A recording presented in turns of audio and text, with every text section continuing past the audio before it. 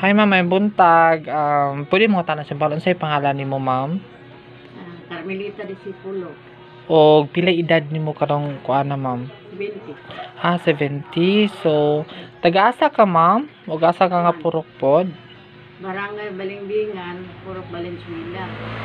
Andyan sa Dalabangan. Okay. So, kumusta imong paggamit sa amo ang product na nakatabang ba ni nimo? Nangay jud ko kay ang akong tanan sakit na tangtang bitaw nga hupong, akong arthritis, akong diabetes, wa na jud kaduha ako nakapadoktor sa akong diabetes. Pag nagbarlin ako, wala na jud sukar ako diabetes. Wala na gyud niya din. Ako pong bana, ako po nang ginapainom tungkol na, din ayan tiya na humok. Lahi man ta ayan tiya. So nakauyon jud ay kanid di ay. O yun jud ko, dugay na kong gagamit ana. Ay, wala na maundangin akong gamit. Pag hurot, palit na pod. So unsa ikasulti mo sa uban nga wa pa kagamit? Ako is lang auha nga. Magamit din mo, ani ako, mura lang ko nagdimo sa merkado kay malukog ko panugilon. Mo si gamitan niya, labi na ito na yung mga diabeteson. Yun, naglata mag-ukran ko. Gamit pa kag barley, na, di nakakapoy diha. Pila nakakatuig na gamit sa barley mo? Dugay na, oy. Dugay na gyud pa dito mis Pila bagsakan. na kayo?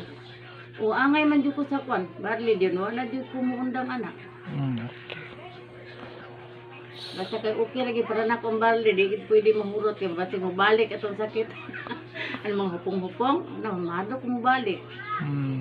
Kinalan jud ko nga, na jud ko barley na mahurot, palit na pud. Mana ang gusto ng anak ka, wala na ba ko barley. Palitan jud ko niya. Ningaan jud ay imong kinabuhi aning barley di ay. Oo, angay kay ko sa barley oy. Kay para na ako kanang murag na bitaw mga sakit na nga tangtang. Kaning kape na mo kay nakasulay naman kanon unsay effect niya sa imong lawas? Okay sa kay kanang makatulog ta.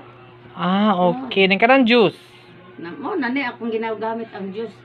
Sige, salamat kay sa imong pag saysay sa imong mga kaagi sa mo ang product, Hindi ma'am. ko pwede mahotdan ko ani.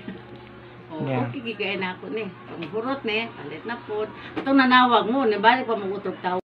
Hi, ma'am. So, unsay mo ikasulti itong mga taong wala pa kagamit o wa kasulayan ni ma'am? Kung ikaawag nila nga, naa sila baliktian, nala mo gamit sila sa barley, dili na ta magpa-doktor.